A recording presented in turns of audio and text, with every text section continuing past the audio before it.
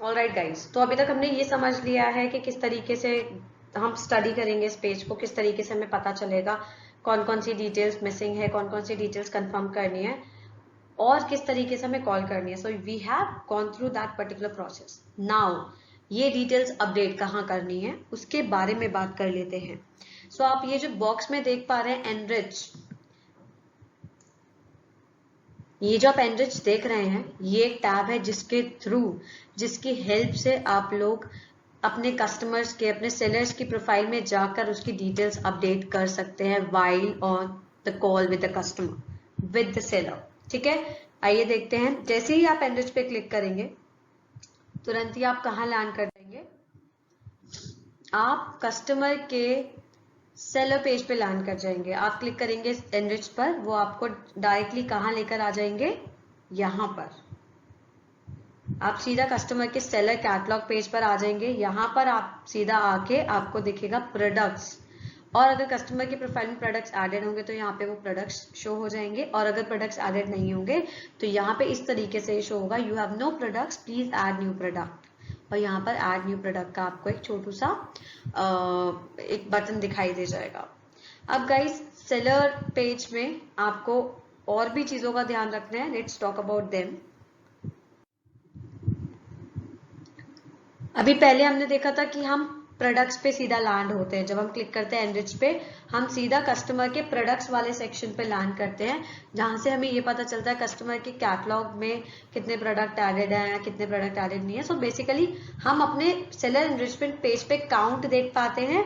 बाकी rest of the details product से related हम यहाँ पर देख पाते हैं, प्रोडक्ट्स में जाके आपको यहाँ पर शो कर जाता है. The next thing which we are going to discuss is profile. So हमारा इस पूरे पर्टिकुलर पेज पे, सेलर पेज पे, only these two tabs are important, products and one is profile.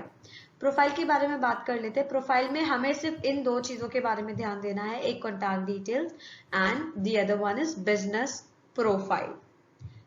ठीक है, सो कॉन्टैक्ट डिटेल्स में आप देखिए यहाँ पे contact person name, contact person designation, primary mobile number, alternate mobile number, email ID, alternate email ID and then so on. ये details आपको दिखाई हुई है यहाँ पे. So guys, now let's talk about interested in paid service tab. So guys, अभी तक हमने क्या सीखा है, पूरा पेज के बारे में, एंड देन C2C बटन से क्लिक करके कॉल करेंगे. एनरिच बटन पे जाके कस्टमर की सेलर प्रोफाइल ओपन करेंगे, जिसके थ्रू हम कस्टमर की डिटेल अपडेट कर सकते हैं, जैसे कि प्रोडक्ट्स और जैसे कि कॉन्टैक्ट डिटेल्स और बिजनेस डिटेल्स. अब बात कर लेते हैं interested in paid services tab की. सो गाइज, आप लोग अपनी कॉल में एक चीज हर कस्टमर से क्वेश्चन करेंगे, वो ये कि क्या वो हमारी इंडिया मार्ट की पेड सर्विसेज के बारे में जानकारी लेना चाहेंगे, क्या वो जानना चाहेंगे हमारी पेड सर्विस के बेनिफिट्स क्या क्या होते हैं. ये पूछना मैंडेटरी है, आपको हर कॉल पे ये चीज पूछनी है. Without this you can not enrich और verify any case. Without this you can not dispose any case. ये बहुत इंपॉर्टेंट है. So please do not skip this particular part. आपको ये पूछना बहुत जरूरी है कि क्या कस्टमर हमारी पेड सर्विसेज के बारे में जानकारी लेना चाहेंगे. हम यहाँ कस्टमर को कुछ बेच नहीं रहे हैं, हम सिर्फ कस्टमर को इस चीज के लिए कन्विंस कर रहे हैं कि वो सुने, वो जाने कि हमारी पेड सर्विसेज में क्या बेनिफिट्स है उनके लिए. एंड इसी के लिए आप उनको ये क्वेश्चन पूछेंगे. If the customer says no तो आप इसको ब्लैंक छोड़ देंगे. If the customer says yes आप इसको टिक कर देंगे और ये ग्रीन कलर में टिक हो जाएगा.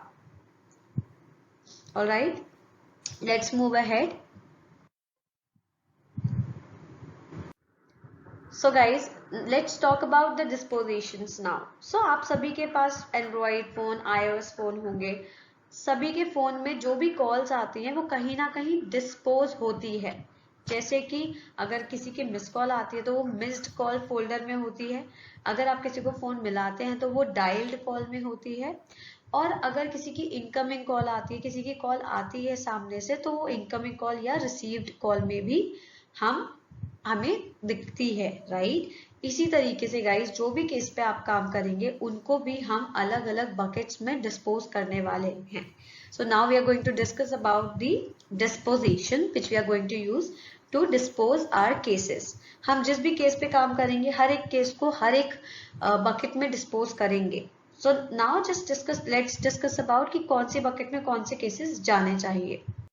So guys, let's talk about our first disposition which is rejected. सबसे पहले हम rejected के बारे में बात करने वाले हैं.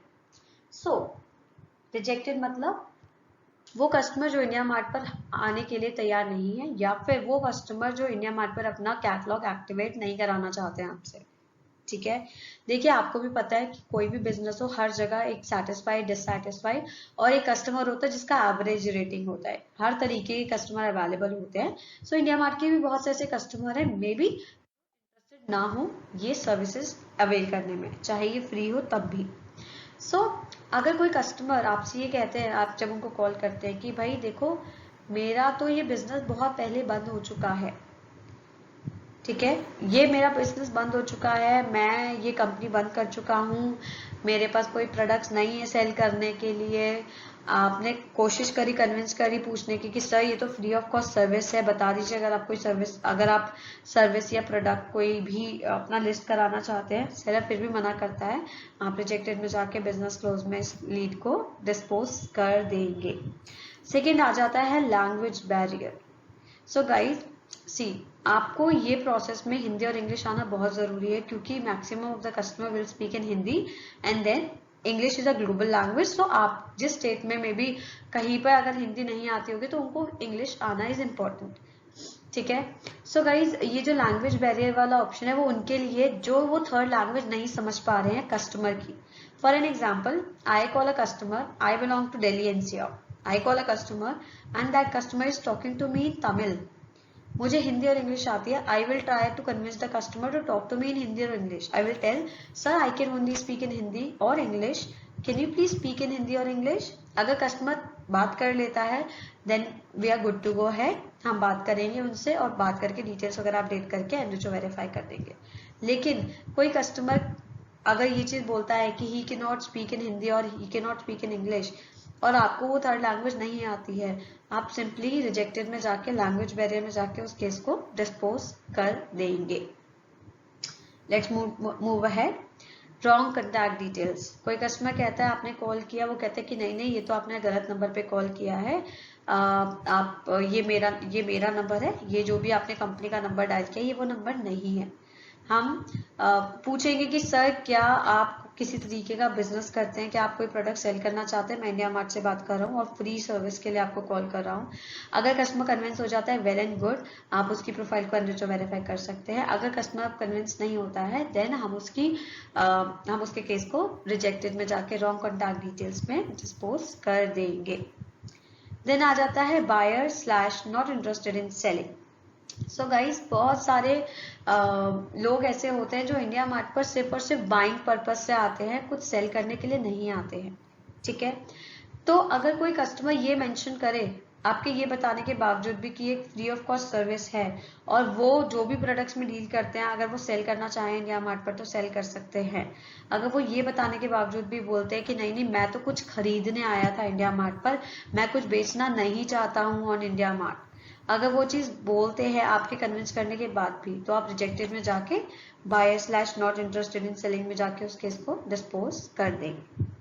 The last, not interested in selling. अब कोई सेलर है मैं बिजनेस करता हूँ लेकिन मैं इंडिया मार्ट पर अपना बिजनेस नहीं लाना चाहता हूँ, या मैं बिजनेस करता हूँ अभी के लिए मैं इंटरेस्टेड नहीं हूँ, या मैं बिजनेस करता हूँ मैंने पेड सर्विसेज ऑलरेडी ली हुई है दूसरे नंबर से दूसरे अकाउंट से, या XYZ कोई भी ऐसा रीजन वो रखता है जिससे कि आपको ये पता चल जाता है कि आपके कन्विंस करने के बावजूद भी कस्टमर कन्विंस नहीं हो रहा है और वो बिजनेस नहीं करना चाहता है इंडिया मार्ट के साथ, अपनी प्रोफाइल एक्टिवेट नहीं करवाना चाहता है, तो आप उसको नॉट इंटरेस्टेड इन सेलिंग में जाके रिजेक्ट कर देंगे.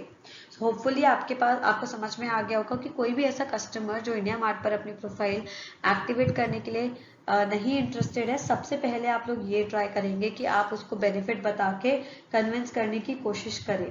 अगर कस्टमर फिर भी इंटरेस्टेड नहीं होता है देन आप उसको अकॉर्डिंगली रिजेक्टेड में जाके उसको रिजेक्ट कर सकते हैं.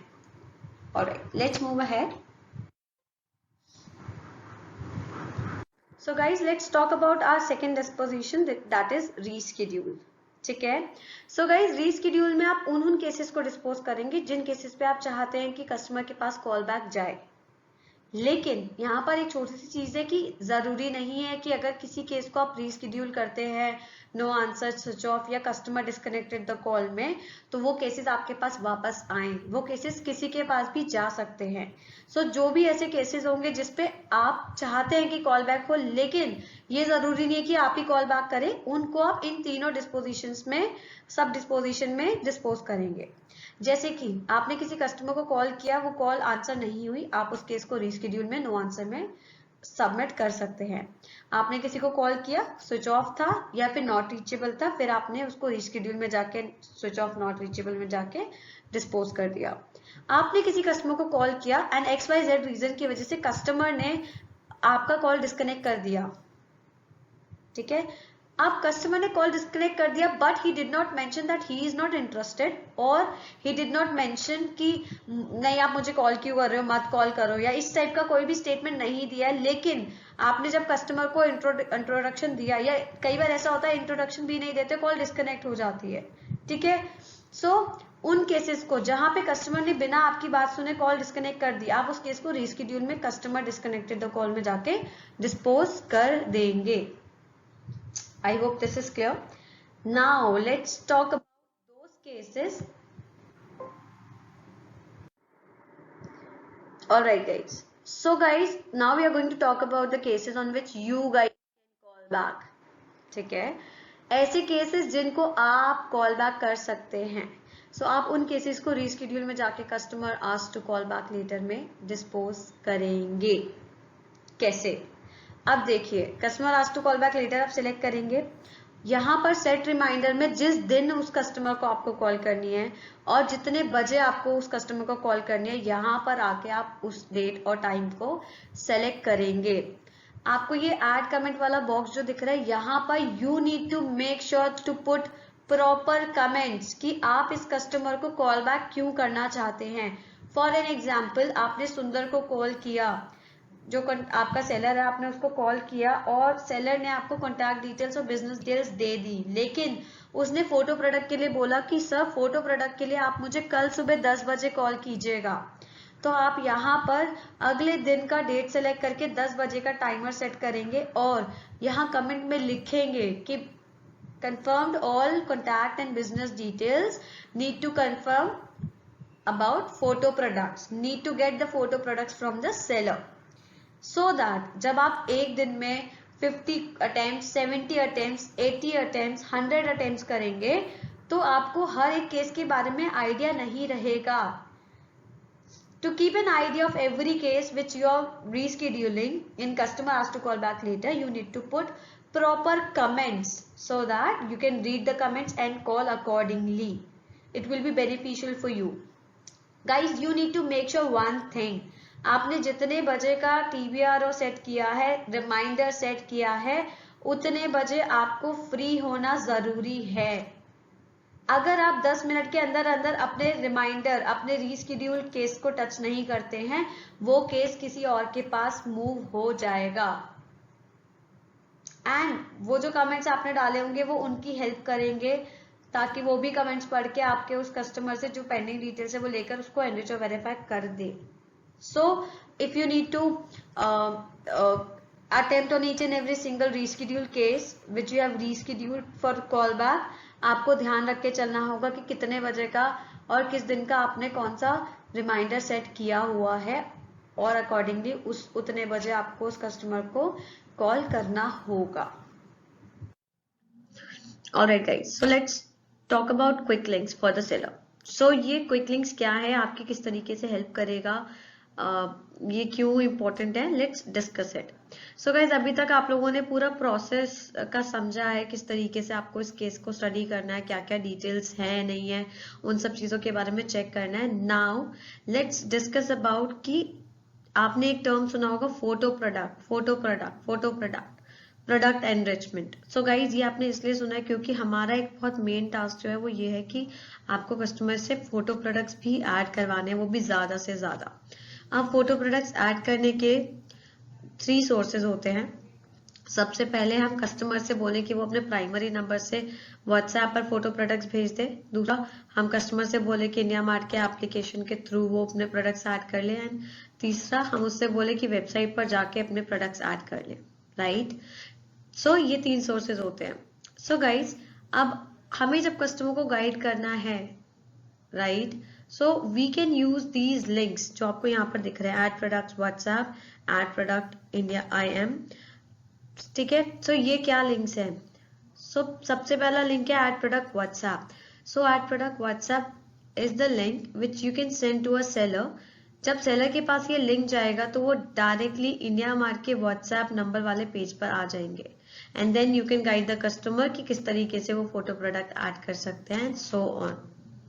ठीक है, ऐसा ही SMS में आप जब कस्टमर बोलता है कि मैं एप्लीकेशन यूज करता हूँ या मैं एप्लीकेशन के थ्रू फोटो प्रोडक्ट ऐड करूंगा या करना चाहता हूँ, तो आप उसको ऐड प्रोडक्ट्स IM वाला एक लिंक भेज देंगे, जिसकी हेल्प की वजह से वो लिंक पर क्लिक करते साथ ही इंडिया मार्ट की एप्लीकेशन में ऐड प्रोडक्ट वाले कॉलम पर पहुंच जाएगा डायरेक्टली और वहां से अपने फोटो प्रोडक्ट ऐड कर सकता है। अगर आप GST सर्च करते हो और कस्टमर GST आपको कस्टमर का GST नहीं मिलता है, राइट, और कस्टमर बोलते हैं मेरे पास GST है लेकिन मैं बाद में अपडेट करूंगा या फिर मैं अपडेट कर देता हूं, तो आप उसको ऐड GST वाला लिंक यहाँ पर से भेज सकते हैं। अगर कस्टमर ने अपना इंडिया मार्ट का एप्लीकेशन इंस्टॉल नहीं करा हुआ है, देन आपको उससे वो इंडिया मार्ट का एप्लीकेशन इंस्टॉल करवाना है। सो उसके लिए आप इंस्टॉल एप्लीकेशन वाला लिंक भी भेज सकते हैं। और ये सारे लिंक्स अगर कस्टमर कहता है कि मुझे SMS में मत भेजिए, आप मुझे व्हाट्सएप पर भेज दीजिए, तो आप ओपन व्हाट्सएप चैट वाला फीचर यूज करके ये सारे लिंक्स उसको उसके व्हाट्सएप पर भेज सकते हैं। लेकिन यहाँ पर आप ही का नंबर यूज होगा, आपका जो व्हाट्सएप नंबर है वही आप यहाँ पे यूज करेंगे। उसी नंबर से ये व्हाट्सएप मैसेज आगे कस्टमर तक जाएगा, आपके व्हाट्सएप नंबर से उनके व्हाट्सएप तक। ठीक है, आइए देख लेते हैं ये SMS किस तरीके से जाता है कस्टमर तक। सो गाइज, जैसे ही आप एक लिंक पर क्लिक करेंगे, जैसे कि मैंने ऐड प्रोडक्ट व्हाट्सएप वाले लिंक पे क्लिक करा, वैसे ही मेरी स्क्रीन पे एक ये मैसेज पॉपअप हो जाएगा और जैसे ही मैं मैसेज में ओके पे क्लिक करूंगी, ये मैसेज SMS की फॉर्म में मेरे कस्टमर के फोन पर चला जाएगा। ठीक है, सो आपको SMS इस बटन पे क्लिक भी करना है, क्लिक करके ओके भी करना पड़ेगा, तभी वो मैसेज आगे कस्टमर तक जाएगा। बाकी रही बात आपके व्हाट्सएप से प्रोडक्ट ऐड करवाने की, आपकी इंडिया मार्ट के एप्लीकेशन से प्रोडक्ट ऐड कराने की और GST सर्च करके GST ऐड करने की, ये सब चीजों के बारे में हम नेक्स्ट सेशन में बात करेंगे। So if in case you have any issue, you know where to reach me out. So guys, let's talk about the last step which you need to follow in order to submit a case.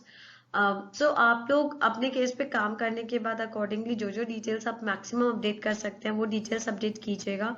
और वो detail update करने के बाद when you need to visit on the next case, आप दूसरे case पे जाना चाहते हैं, आप एक केस पे कंप्लीट आपने काम कर दिया, then what you need to do, you need to select a disposition, जैसे कि डीशेड्यूल, एनरिच, वेरीफाई या फिर रिजेक्ट। इन तीनों में से जो भी सुटेबल डिस्पोजिशन है आपके केस के लिए वो आप सिलेक्ट करेंगे और फिर उनका सब डिस्पोजिशन सिलेक्ट करेंगे। एंड देन जो नीचे आपको सबमिट का बटन दिया गया उस पर सबमिट करेंगे।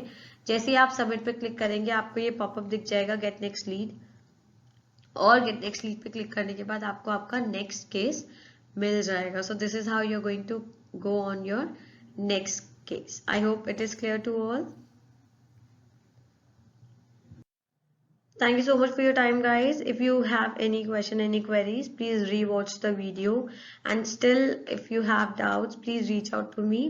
You know my email ID. That's ANSHSHREE@indiamart.com. Thank you so much for your time. You have a great day ahead. Take care.